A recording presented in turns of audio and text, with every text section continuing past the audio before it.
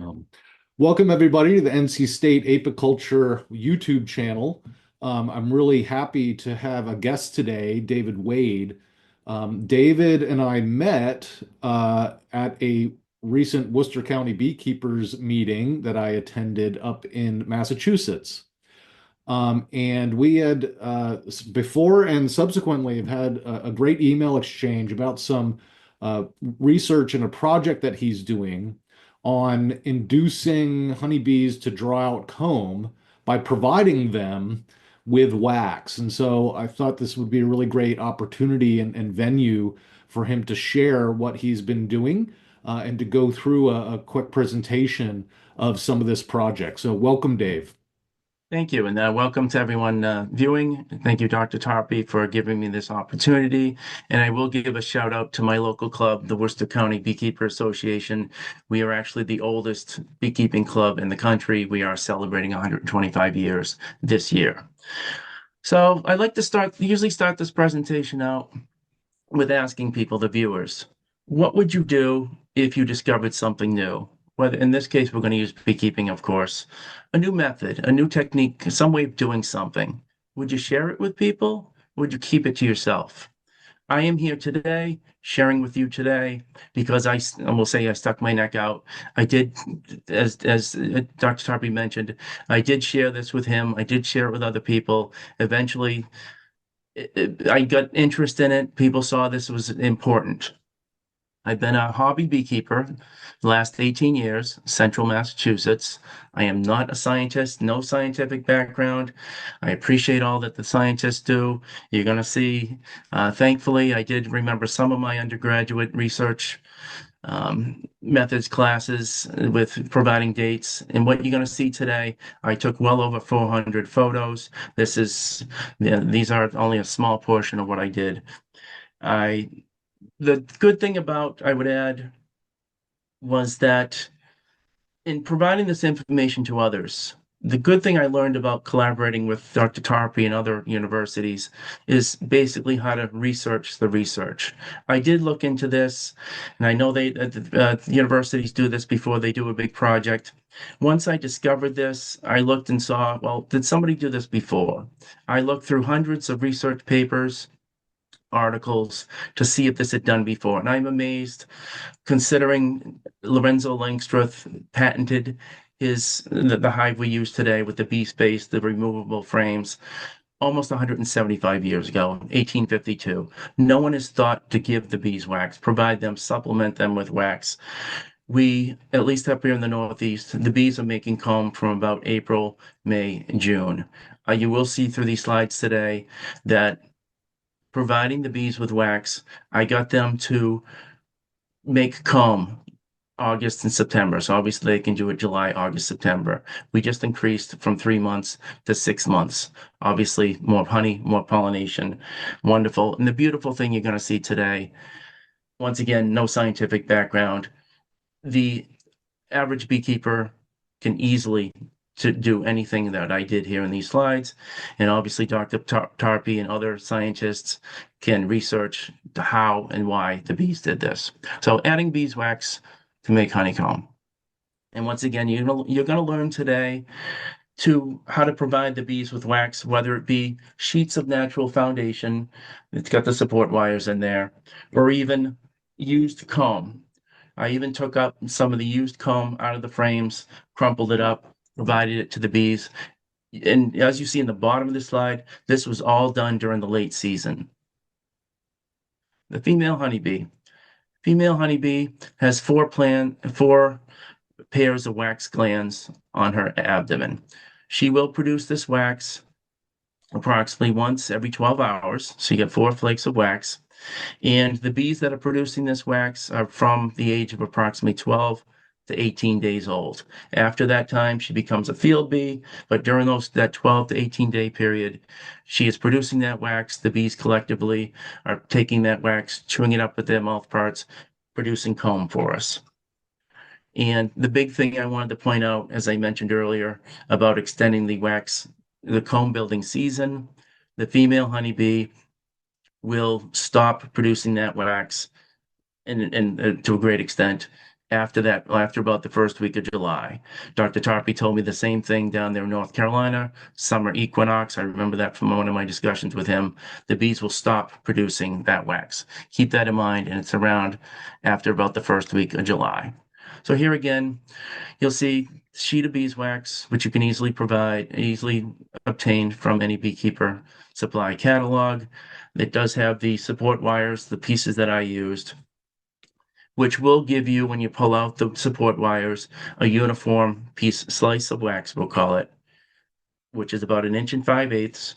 You'll see I either used single slice rolls or double slice rolls, depending on the volume of wax that was required for them to build out the comb. And then wax does not easily fold. I should say roll. It was more of a double fold. Fold it again to produce that roll. All right, we've all seen these. Beekeepers have seen these in their hives. You look at the edge of the foundation. This did start out, of course, as that nice, beautiful sheet of foundation. What happened? Why is part of the edge, why is part of the edge of this frame missing? When I remove my entrance reducers in the spring, I always use what's called hardware cloth. It's about a 4 inch piece, 1/4 inch holes. I place this up against the entrance. I know that no mice, no rodents got into my hive. This also comes in handy. I found if you're worried about skunks, possums coming by, scratching your hive, pulling those bees out, eating them, this is beautiful. If I see this out of place in front of the hive, I set up my trap. So, what happened to this frame? The wax is missing. It had to have been the bees. But what did the bees do with it? The bees, I believe, took it and reused it, repurposed it elsewhere in the hive. Wax is very expensive in a hive, meaning nobody knows, at least I couldn't find the exact amount. It takes anywhere from 6 pounds of honey for the bees to consume to make 1 pound of wax. So that wax in that hive, very expensive. And once again, going back to Lorenzo Langstroth, he realized the importance of the wax in that hive. Beekeepers before his time were pulling the hive apart, crushing up that honeycomb to extract the honey. Obviously, a lot of work for those bees to make comb once again. So what I did, you first of all, to follow along with these slides, I put you typically a letter. I labeled each side of the frame. You'll also notice this one happens to be the B frame, ironically, B is in Bravo. August 4th, the date is next to that. Eventually, I figured out I should list it, actually write it on the frame with a marker. I also marked the top of the frame with an X or test or something. So when I went through my hives, I knew where to find this frame. When I did my experiment, a lot of the frames you're going to see, especially the ones that I started out with scratch with just the foundation, those I typically put one per hive, maybe once a week. So this is the bee frame, August 4th. Once again, this is about a month after the bees would have been producing the wax themselves. August 4th, you will also notice as we go through the slides, whenever I made an adjustment, whenever I manipulated the frame, I took a photo. You will see progression through these frames today. The bottom date again is the date of the photo. So this is when I started with this frame. August 11th, 7 days later, the bees had built out the comb maybe halfway. This is a photo showing that I added single slice rolls, one piece, rolled up, placed to give them more volume of wax. 18th, doing a fine job building out. If you look, there are a lot of bees on that frame, a lot of activity. Also, on the 18th, the middle of that frame, eggs. If you look closely, you will see the eggs standing up in there. The beautiful thing about that, which I'm sure Dr. Tarpey will be able to tell us, the queen is pretty particular in what frame she's going to lay an egg. She has an investment in that egg. She's not going to lay it in a melt not in a comb that's not perfect, the cell that's not perfect, hexagon, not deep enough. She's going to only choose the best cells, even if they're not clean. She's not going to put it in a dirty cell. As we go through the 29th, you see here already capped brood on the top. We also have larva. This I call the money shot. This was September 2nd. just about a month after I started this experiment in this hive. Beautiful frame. The queen laid eggs in most of it. Success. This is the backside of that same frame. You see the letter A on the top. Same dates for the photos. August 4th, I started this. This time I tried something different. I put the wax rolls, these are single wax rolls, vertically on the frame. Let's see what happened here. As we go through the progression of these slides, you're going to see the bees always seem to leave a ridge. Wherever I put the wax roll directly against the foundation, they left a ridge, which means they did not use that space. There is no nectar, no honey stored in that space. There is no brood in that space. It did not work as well as the other method. This, the L frame. See the L on the top, August 19th. Once again, this is a good month after the bees were producing that wax themselves. In this case, these were all single rolls, single sheet rolls on this L frame. What I wanted to show for this frame is if you keep adding wax, they will keep building it out until you're done. I did not realize back on August 19th, early in my experiment, how much wax it took to build out that frame completely.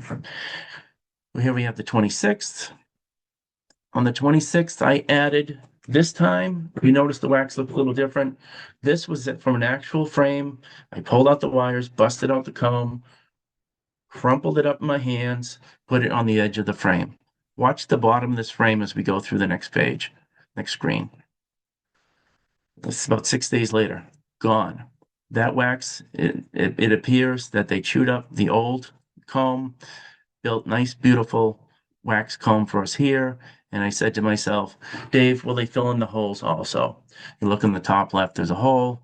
I placed small pieces of wax there.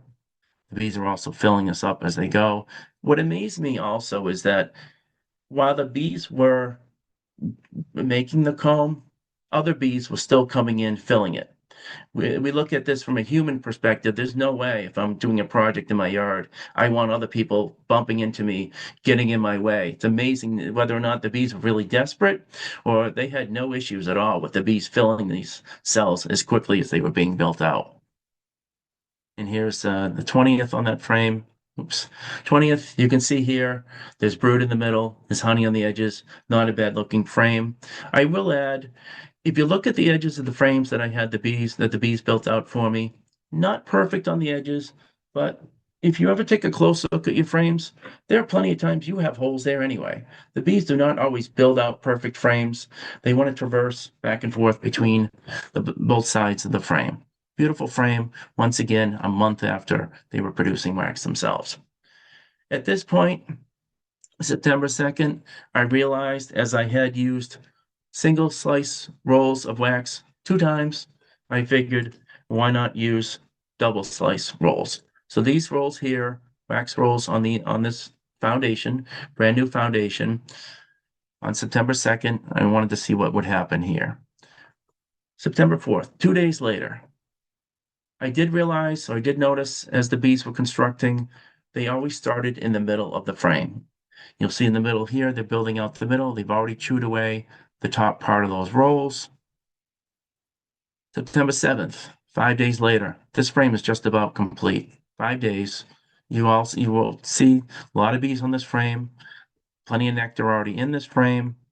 September 10th, still building. I probably banged the bees off at this point. The 19th, and then October 4th. At this point, the bees filled up a good part of this comb, sealed it with the wax. Beautiful. And it was enough volume at this point, it appears, for them to build it out completely. September 1st, call this the BB frame. For this application, still the double slice rolls, but I only folded them once.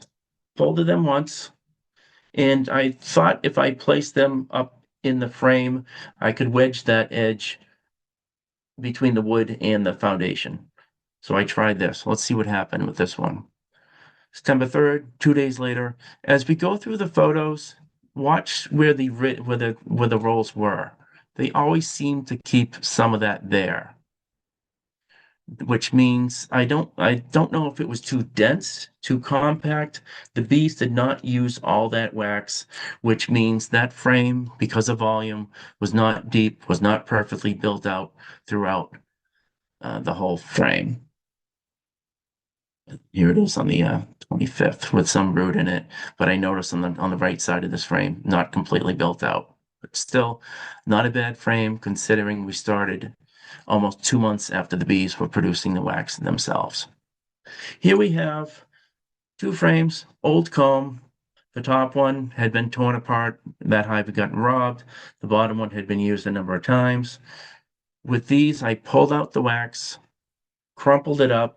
It was maybe the consistency of cooked oatmeal, dry oatmeal. Placed that on the inside perimeter of the frame. I will add also, as you go through, treat the frame as a box. Tip it up. I did have my best success when I kept the wax, we'll say, the rolls within the box. Anytime, a lot of times when I had any wax from these rolls placed on the front surface, as I went through my photos later on, I could see some of that wax remain there. If you put the wax in the box, they seem to do a fine job, say, keeping it in the box. Let's see what they did with this used wax. This was 3 days later.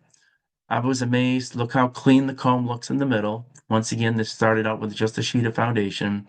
The arrows are illustrating those rolls on the top right. I believe they fell down the frame. I would recommend placing pins in there. On one of my earlier slides, where I just showed the wax foundation, you can buy pins, and I did list the length of the pin, which is about an inch and 3/8, which was beautiful. You could pin it, it would stay there. The as the bees went through, amazingly, that looks like pretty good comb in the middle. Say it's the end of the season, you're lacking resources. You have a few frames with foundation, you don't have any extra foundation. You could repurpose your wax, pull it out of a frame, put it in, see how well the bees would use it. Heavy honey, big honey flow going on, nectar flow. The 28th, and see, they did a fine job building this out. This one amazed me though. Out of all the times that I conducted these experiments in my hives, this is the backside of that previous photo. It says used bee, it's the backside. What amazed me was I did not manipulate that side at all. I put the wax rolls, the old wax on the other side. This one I left blank. The reason for that, because I did find those rolls were so big, they bumped out that wax, which means I did not expect them to do anything there. The combs would have been very shallow. So let's see what they did with what they did here. Beautiful, looks beautiful from a distance. You look on the left side, you can see the back of the foundation. What really amazed me here was not only was it nice, clean comb on these frames, but they had apparently brought the wax, excessive wax, oops, from the previous side and brought it to this side and utilized it. Beautiful looking frame. Once again, quite shallow. This is the frame that we'd seen earlier. This was the one that had been chewed up. The foundation had been chewed up. I asked myself, what would they do with this one? Would they can they fill in the holes? Would they apply any comb to this? And here we see 16th, I put the double rolls, once again, 2 slices against the foundation. 20th, 4 days later, doing a nice job. You'll see also, even though it's only been 4 days, the bees are already filling this with nectar. They are filling at the same time. 25th, not a bad job. And then on October 2nd. Once again, amazing that they will build out the wax on such a poor looking frame. Here's the last frame here. This frame, photo shows us plastic foundation. Some beekeepers are using plastic foundation in their hives. You'll notice the date on the top, September 19th.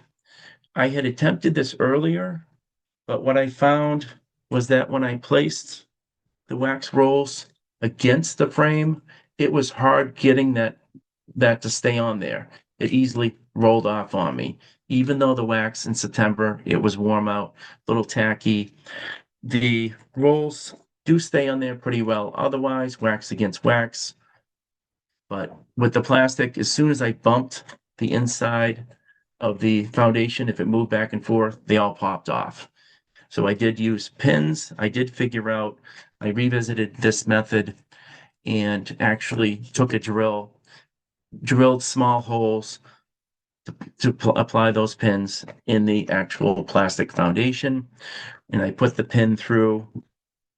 The pins worked out beautifully, went in through one side of the wax roll, through the hole in the plastic foundation, and through the back side of the wax roll. Stayed on there fairly well.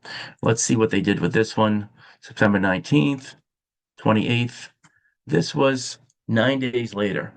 As you noticed in the previous photos, frames that I used, the wax foundation, they were totally done with building out the comb at this point. And then here we have a different frame, but this is actually the back side of the frame. Especially looking at the left side of this, I definitely see that wax is missing. They had chewed up some of that wax foundation from the rolls. They may have placed it somewhere else. They did not appear to use it here, but I would say with people who only have plastic foundation, give it a try. The bees, because they were, I don't want to say used to my wax foundation, or they had other places they wanted to build, they did not use this frame, but I would still encourage others to try it if that's all you have in your hives. All right, this one I call the super frame. Some beekeepers in their honey supers, say you have a ten frame super, will pull out one of the frames early in the season, basically to get the bees to draw the comb out a little bit further. It makes it much easier when you have the knife and you want to extract the honey, meaning you want to cut off the comb, the cappings. So I said to myself, what would the bees do? Once again, this was late season, September 8th. I did pull out one frame. I only did the one frame actually. Gave plenty of space there. These are single slice rolls. Wanted to see if the bees would build out that comb. They did not. This was a mess. During all my experiments, this was the only time that they did this. They made a mess on the top, as you see the typical comb you'd see in a top bar hive or a natural hive. And the bottom of this frame was a mess. They chewed up the wax. I guess they didn't know where to put it. They didn't know didn't know what they were going to do with it. Dr. Tarby, this also reminds me of, I imagine the perception people have up until seeing this, learning of this discovery. Anybody thinking they could just drop a sheet of wax in the hive, you would expect this to happen. Bees, what amazes me too is every time I inserted wax in a hive, they always did something with it. Any beekeeper who has pulled off that inner cover and the top cover seen on the inner cover wax, you start scraping it, the bees like a magnet go to it. You pull out those end frames, you try to scrape off the burr comb and the edge, the bees jump to it. They know how valuable that wax is. They're trying to grab it to use it somewhere else. This did not work for me. Whether I used too much wax, maybe the honey wasn't. I don't know why, but this was not a success. This frame, September 6th, you'll see where it says mentee on the bottom. I was mentoring somebody who had issues with being honey bound. We had a good nectar flow, and he had 10 frame hives. He used the traditional two deeps, and then he had his honey supers on the top. For numerous reasons, the main reason being that he split all of his hives. He did not have enough comb built out. He did not have enough comb built out. The bees were bringing in an excess of nectar. We all know that that can cause your brood chamber to be full, your honey bound, they call it. Those, especially up here in the north, I'm in Massachusetts, once again, central Massachusetts. The those bees that the queen is producing that late in the season, those are the bees that we need going into the winter. We need a good sized cluster to get through the winter. Honey bound situation, not good. So what we did is we took a 10 frame medium, all the frames we built out with the wax rolls, placed it in the hive. We numbered on the top 1 through 10. The bees did the same thing they did in my hives, my 7 hives, built out quickly. This is only 3 days later. They did a fine job building out the middle frames. The bees, with those 10 frames in there, they started in the middle. You'll see the letter on the top of this, 6B. 6A was the other side. After about the 11th day, we noticed the middle frames, like 4, 5, 6, and 7, completely built out, nectar already being stored. The outside frames, the 1, 2, the 9, 10, the bees chewed up a little bit of the wax rolls, didn't do much. So at that point, I believe on the 11th day, we took those outside frames, placed them in the middle, meaning 1 and 10 was on the inside, and then 2 and 9, 3 and 8, and so forth. Try to get the bees to build out those middle frames. Unfortunately, we were in a dearth. There was a drought. The plants were not producing. It was late September by that point. We fed them, I believe, 1 or possibly 2 quarts of sugar syrup, try to continue their building. They stopped. Whether they stopped because they didn't need it, the frames any longer, I don't know, but they did stop building. But I would add that if we had started earlier, once again, we started September 6th, maybe if we started mid-August, done that, the bees would have produced. And I will add that during these experiments, I had my best success with placement of the frame. Placement of the frame, meaning my hives at home were about 6, even 7 supers tall, all 8-frame medium. So 8-frame is going to be taller anyway.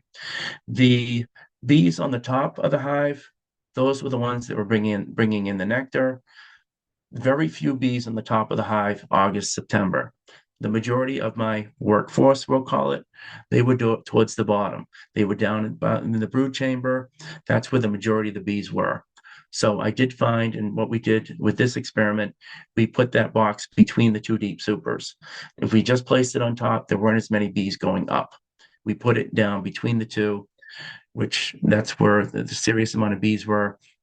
And Dr. Topper, I'd also add that one thing I saw was that the colony of bees were quite strong August, September, compared to when we start out in the spring, whether it be a package hive or going through the winter. I know it's nature's way, but what I'm trying to get to is that in the spring, we're asking this amount of bees, a small amount of bees, to produce all our comb.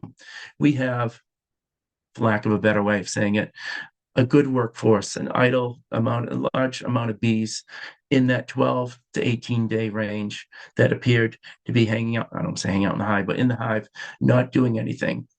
I would think that it would be a good idea, maybe in the future, what we start doing, and we all obviously want to harvest honey. Why not harvest comb? Meaning get them to make comb.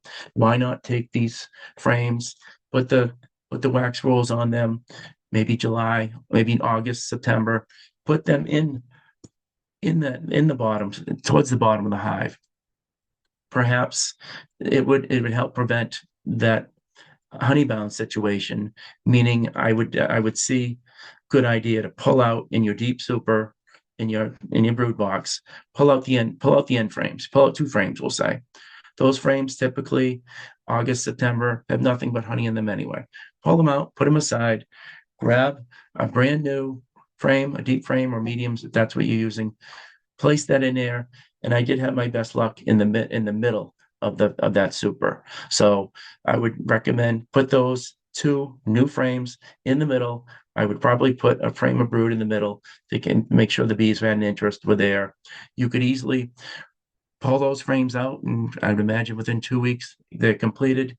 You could save them for a package hive when you start in the spring. You could probably even drop in a couple more. Have the large workforce of bees in the late season produce that wax they're going to need next year. Just an idea for not having to go to the extreme of having to build out a whole box at that time. So this is the same thing going through that one. This was my last experiment for the season. We did have a warm September, October in Massachusetts.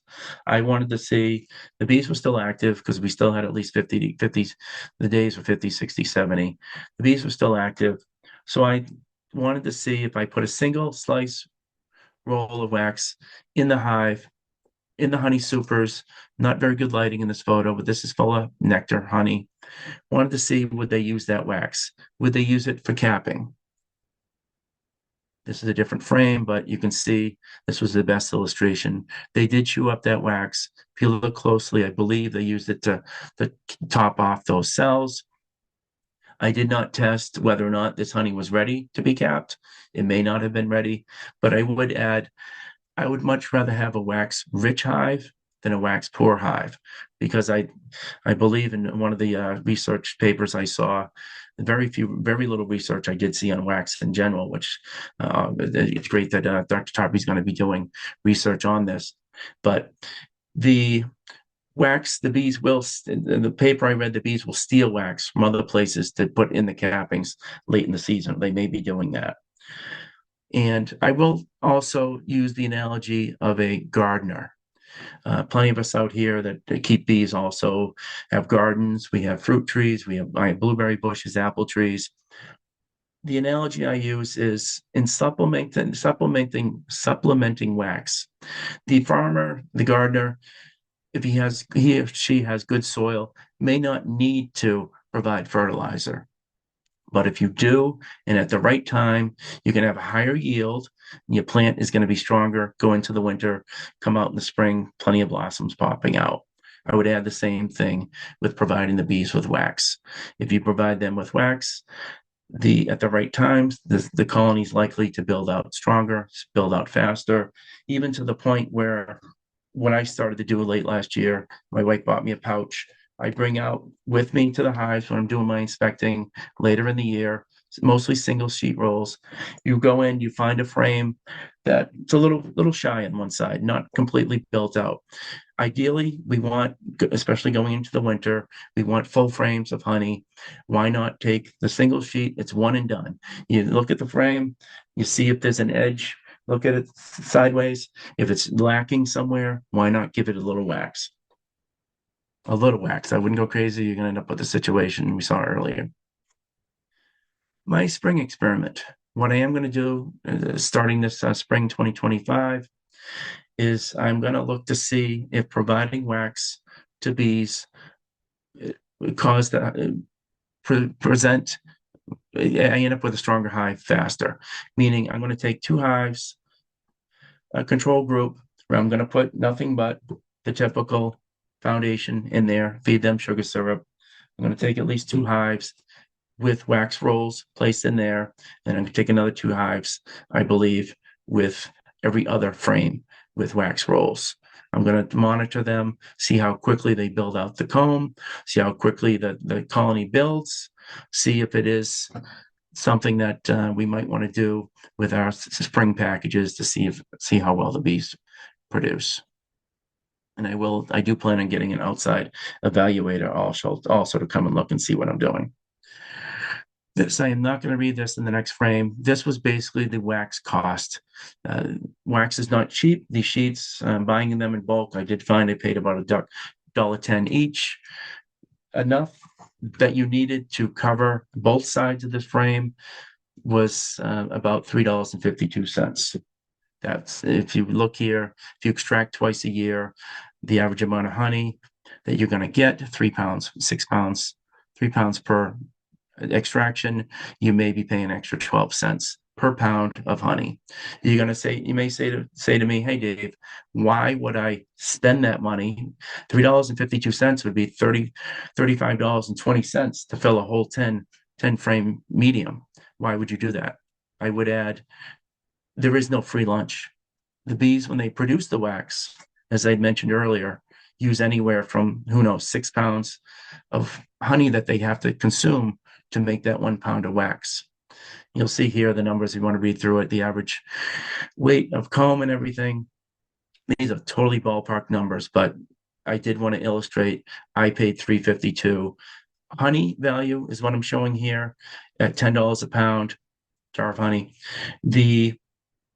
You having to feed them that honey to produce that amount of wax that I supplemented them with is much higher. And what I didn't even add in this frame, let's call it mileage. We all have to, the bees that were going out and gathering that honey, they had to expend energy to go out and bring back that honey. So that's another factor. So I would add that perhaps these large pollination companies may want to add a little wax with their spring hives or even the average beekeeper to be more productive. The big picture here is more pollination, because obviously the more comb you have, the more honey you're getting, the more plants are being pollinated, and that basically concludes what I was have here. Dr. Harvey, I would ask you to read this. Give me the means of cheaply obtaining large amounts of comb, and I have almost found the Philosopher's Stone.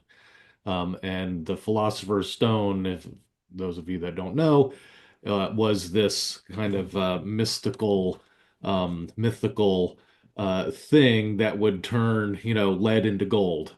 Yes, So it really is. It's something that is highly prized, obviously, in turning something, making something out of nothing, right? yes, And yes. so you're right, Dave, and thank you for that, and congratulations on your work and ongoing projects here.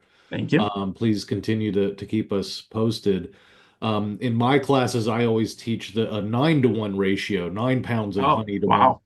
But Yeah, I don't, you know how sometimes these things can be canonized in the literature and in the beekeeping books and everything, but certainly, the yes. empirical data might be old or lacking or something. So like, but the point is that wax is energetically expensive. And so Yes, kudos to doing this. And I think your project here really exemplifies a lot of things, and are good examples of several things that I'd like to highlight and to acknowledge.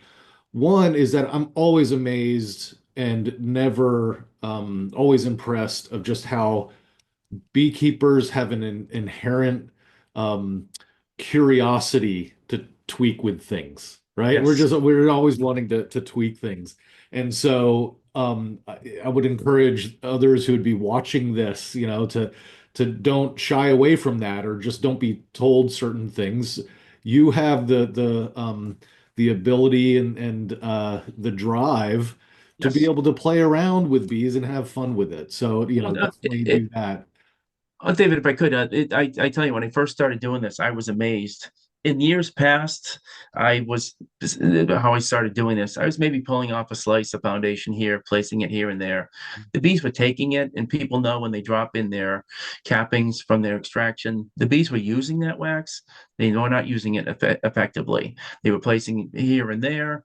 The Mhm. beautiful thing about this is that anybody can do it. As you see now, Yep. simple methods, whether it be new wax, used wax, or even your the wax that you would melted down and Well, filtered. yeah. I did have somebody the other day say to me he had a block of wax. He was trying to figure out how can I use that. He was going to use a cheese shredder or something. Or Mhm. what I did find is you do have to keep it loose. There's no way I believe that if the mandibles for the bees, I don't think they can chew up a solid block of wax, solid piece of wax. Yeah. So here I did show placement, I did show volume, and also anybody using a deep frame. My son and my wife are both engineers. I did find doing the math for the volume, a deep frame, whereas I used 8 rolls on each side, three, and then the two sides here, I basically filled it up. It was still volume wise, 8 rolls on the deep frame, but instead of using 2 slices, you're going to use three. That Right. was the volume, how it worked out. Once again, this would be late season. You don't need to do that in the spring. The bees are producing in the spring up until about that first week of July. Anybody wanting to build out that deep frame, and I'd love to have people send me information on how they make out later on in the season with something like that. But I wanted to emphasize it was wonderful seeing how, and always amazed with the bees, what we're still learning. Very little research on wax. David, what can you tell, Dr. Harvey, what can you tell us of what you're going to be doing? Well, so I want to again kind of highlight how what's really great about this whole philosophy is how we're not kind of dictating or trying to make the bees do something they wouldn't otherwise, right? This is another example of how we as the beekeepers are helping the bees do what they would do normally, but make it less onerous for them to do so, right? And because Like, wax is yes. so energetically expensive. So I really love the philosophy and approach on all of this. How we're gonna get into this space is still yet to be determined, but it also shows why there's a difference in university research where it's usually grant driven and student driven, and it has, different constraints and expectations, right? But how this is a great master beekeeper project, and how we at NC State University, but also my counterparts all across the nation, really value these types of experiments and collaborations because um, it really is liberating, right, for you to be able to do these types of things that really, anybody can do. But having that dialogue about, well, what about trying this? What about trying that? We've had hours of conversations about different options and different directions where this can go, right? And so Yes. Oh, none yeah. of them are right, none of them are wrong. And so I Yeah. think it really shows a good example of teaming up with scientists and others that are interested in these types of experimentation. Um, Another thing too that I think I was really, really pleased to see is that any sort of research, yours included, inherently includes failure. Yes. You had the plastic frames, right? Yeah. Where, well, that didn't really work out. I was Yeah. devastated to see that because that's actually one of the hardest things to do. And so this approach doesn't really help with that. Okay. But this is part of research is that, yeah, you see the successes, but what you don't see is all the strings of failures in the past, right? But that's what it takes in order to find these things and why it's actually not easy to always arrive at the answer because you think something's going to work and then it doesn't. That doesn't mean it's bad. It's just what did Edison Data's say? good data. I Yeah. learned 99 ways how not to build a light bulb before I actually made the first one, right? So, Exactly. yeah, yeah, Yeah, I would say I got incredibly lucky. That was the first frame that I manipulated, that I added wax to, a good amount of wax, instead of just, like I said in years past, putting a slice here and there. I yeah. got incredibly lucky because that AB frame, that one, one of those two methods worked out well, to the point where I was, obviously surprised when it happened, and then I worked with it from there. And So, it doesn't always work that way. It's no, my even point, is that oh, oftentimes it doesn't. oh Uh, no, even yes, even with the brood, even with the brood pattern you saw there, that was a beautiful frame. that's right. I had several that it was later in the season, so I mostly had these being frames being filled with honey, with nectar. But I was amazed that the queen took that comb, built out that well. That was, like I said, the best brood frame, and that was the first one. That there was luck, that part. Yeah, yeah. Well, thank you again, Dave. We really Yep. appreciate all of this. Continue to keep us posted. Yes. Make sure that you subscribe to the channel, like the video if you like what Dave is doing, and leave comments and questions for Dave to answer about this project. And again, try it yourself, play around with it, because things that we can do to help the bees help themselves, knowing that wax is just so expensive energetically and it can ease that burden of stress and increase overwintering success and everything else that we all struggle with. So, thank you again and Thank you, keep everyone. up the great work. Okay. Very good. Thank you.